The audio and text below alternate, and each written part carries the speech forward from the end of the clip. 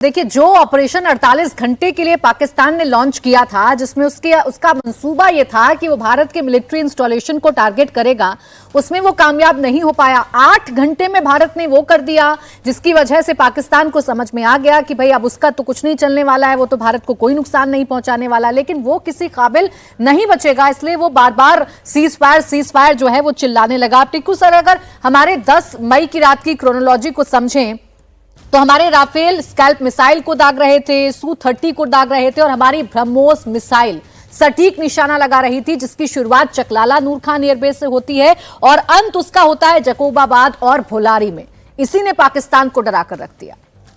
हाँ, देखिए, वैसे भी ब्रह्मोस का नाम तो इससे पहले भी बहुत ज़्यादा लिया जाता था, लेकिन बैटलफील्ड एनवायरनमेंट में टेस्ट नहीं हुआ था। इनफैक्ट ये जो नए किस्म का युग है, मॉडर्न वॉरफेयर है, ये पहले हमने कभी नहीं लड़ा और पाकिस्तान को भी इसका चैलेंज कभी नहीं उठाना पड़ा। लेकिन मैं मानता हूँ कि ब्रह्मोस एक बहुत डिसाइसिव वेपन साबित हुआ।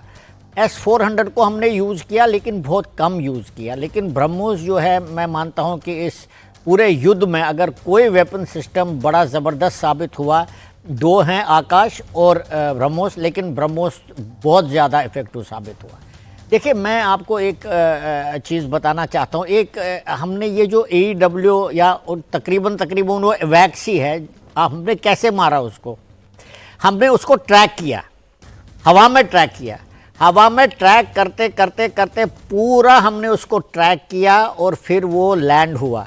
वो लैंड करते करते भी हमने ट्रैक किया और जैसे ही वो अपने हैंगर में घुस गया, हमने ब्रह्मोस लगाकर उसको बर्बाद किया। मतलब ये है कि हमने ये उनको बताना, ऐसा नहीं कि पाकिस्तान को नहीं पता था, लेकिन हमने उनको ये बताना है कि भैया आपका जो एयर डिफेंस और सर्विलेंस सिस्टम है पूरा डिग्रेडेड है और पाकिस्तान के लिए और कोई चारा नहीं था कि अमेरिका के पास जाकर रोना धोना, जैसे वो हमेशा ही करते हैं, और इस युद्ध को रोकने के लिए। क्योंकि हमारे ऑब्जेक्टिव्स बड़े क्लियर थे। ऑब्जेक्टिव ये था कि जिसने ये कार्रवाई पहलगाम में करी है वो आतंकवादी हैं, लेकिन स्टेट स्पॉन्सर्ड हैं, लेकिन हम सिर्फ उन्हीं के ऊपर हमला करेंगे। इसीलिए हमने 6 पाकिस्तान ऑक्युपाइड जम्मू एंड कश्मीर में चुने।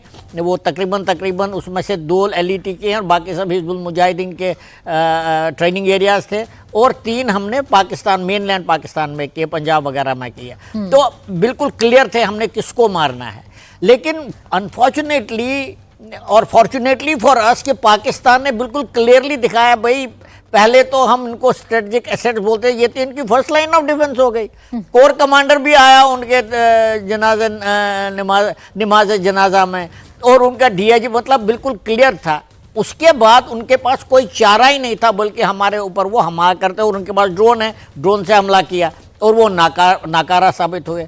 जब उन्होंने लेवल बढ़ा दिया, फिर हमने उनको बता दिया कि हम कहाँ कहाँ पहुँच सकते हैं। जो 11 से 12 एयरफील्ड्स पर हमने हमला किया और तकरीबन सभी कामयाब हुए। तो हाँ। उनको ये पता चला कि भाई ये अब कार्रवाई आगे नहीं बढ़ सकती है, क्योंकि उनका देश ही, क्योंकि आर्मी खत्म हो जाएगी, आर्मी के एसेट्स खत्म हो जाएंगे तो देश तो टूटने की कगार पर आएगा। वैसे ही बलोच अलग से रहना चाहते हैं, खैबर पख्तूनख्वा में प्रॉब्लम है उनकी। तो मैं मानता हूँ कि पाकिस्तान के लिए और कोई चारा ही नहीं था घुटनों पर आने का और सीज फायर मांगने का।